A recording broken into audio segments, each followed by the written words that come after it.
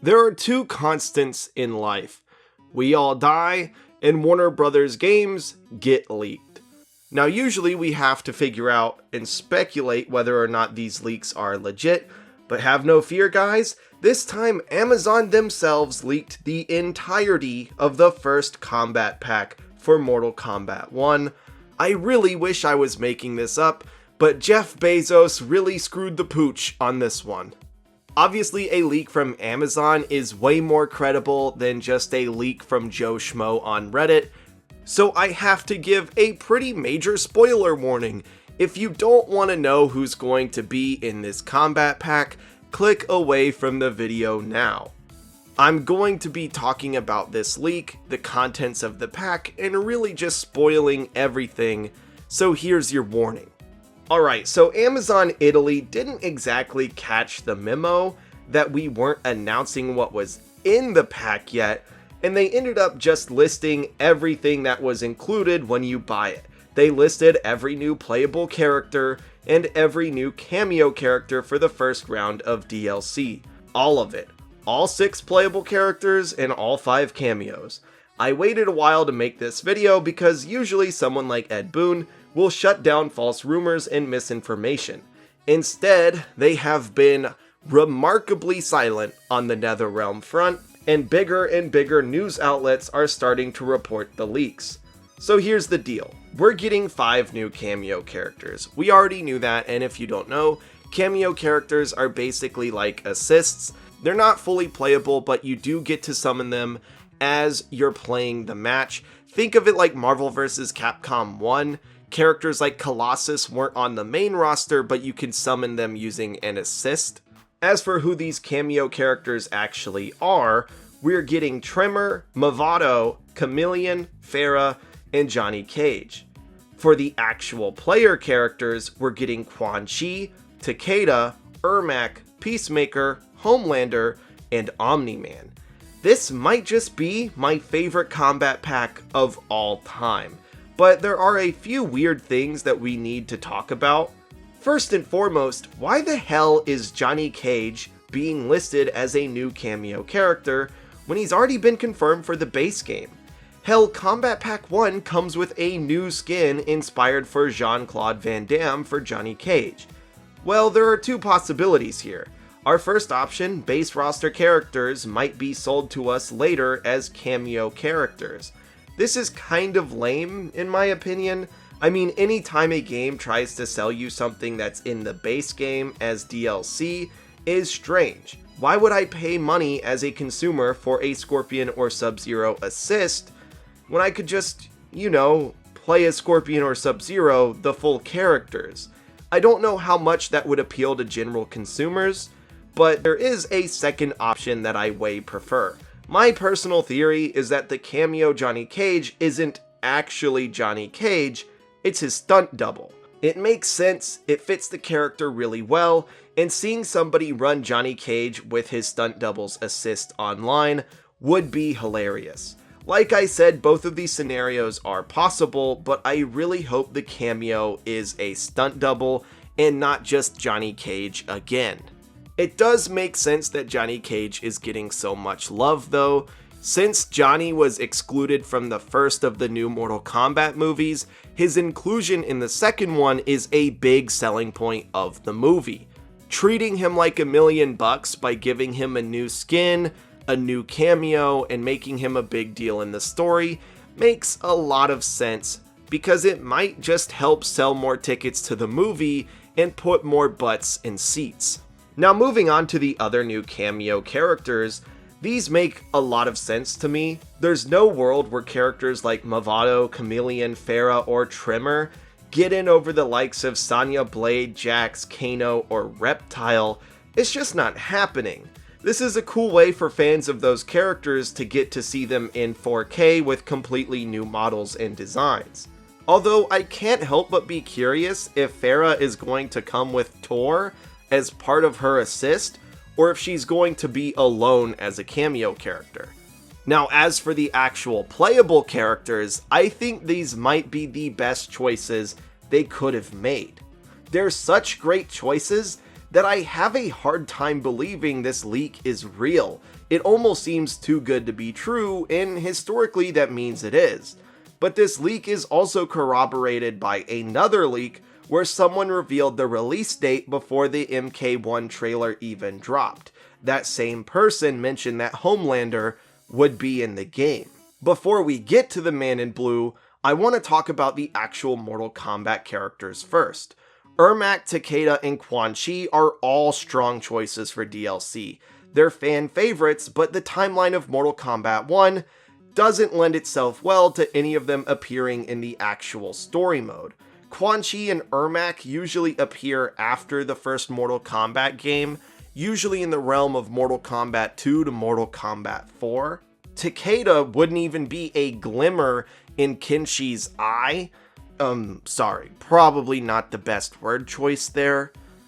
Love you, Kenshi. But still, Takeda is a long time from being born. So bringing in these characters that don't make a lot of sense to be seen in the story kind of works for DLC. And seeing Ermac in the DLC list and not Smoke or Reptile is a great sign for Reptile and Smoke to be playable in the base roster. Those are also characters that make a lot more sense to be in the MK1 era. It's really good news for all three of the ninjas, since they were three of the most begged for characters during the lifespan of Mortal Kombat 11. Personally, I think I'm the most excited to see Takeda. Takeda just had one of the coolest designs and movesets in Mortal Kombat X, and seeing Takeda in the DLC list gives a lot of potential for Kenshi to be in the base roster.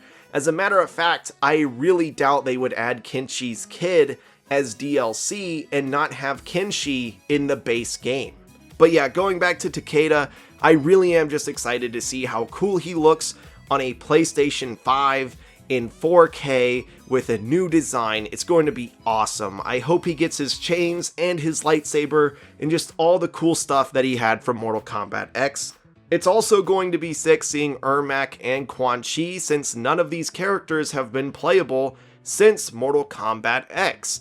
All three of these are going to be contenders for Glow Up of the Year, mark my words. As for the guest characters, I'm ecstatic about these options. Mortal Kombat games usually have themes with their guests. Mortal Kombat X was horror focused, and Mortal Kombat 11 was focused on action movies. So Mortal Kombat 1's first pack of DLC seems to have a theme of mature comic books, and hell yeah, dude, that's rad. That's so freaking cool. I am down. I love Invincible so much, and Peacemaker is my favorite live-action superhero show of all time. John Cena just does such an amazing job, and it's so funny, and God, he was actually one of my most wanted guest characters for this game, alongside John Wick. I am so excited that we're actually getting him. They're also bringing a dream matchup to life in one DLC pack by adding both Omni-Man and Homelander. While we all know Omni-Man would absolutely wipe his ass with Homelander's face if they actually fought, a video game like this is actually perfect for them to make that match happen. We don't have to worry about canon power ratings or anything like that. It's a video game, we can just have fun and have evil Superman fight evil Superman. I am really curious how NetherRealm plans on differentiating the two's playstyles though. They're both takes on evil Superman, right? But they have added similar characters that have had completely different playstyles before. Terminator and RoboCop and Sub-Zero and Frost are two of the most recent examples of these pairings. And then if we look at Injustice, we have Superman and Supergirl in Injustice 2, and Batman and Batgirl in Injustice 1. So they've had characters that have had similar themes and playstyles that have played differently before. And honestly, I'm just really excited to see what they do with Omni-Man and what they do with Homelander. It's also just kind of cool to see modern characters in a Mortal Kombat game. Other than Kratos, pretty much every other guest character they've ever added has been dad bait. You know what I mean? Like, they're all characters you'd expect to see on your dad's old posters in his room. Homelander, Omni-Man, and Peacemaker are all pretty damn relevant in modern pop culture, and that's awesome to see. After going over this entire DLC pack, I once again have to say I think this is one of the best ones they've ever had. They have the perfect choices for Mortal Kombat characters and the perfect choices for guest characters. At least for what I'm personally into as a big dumb nerd, it does a lot for me.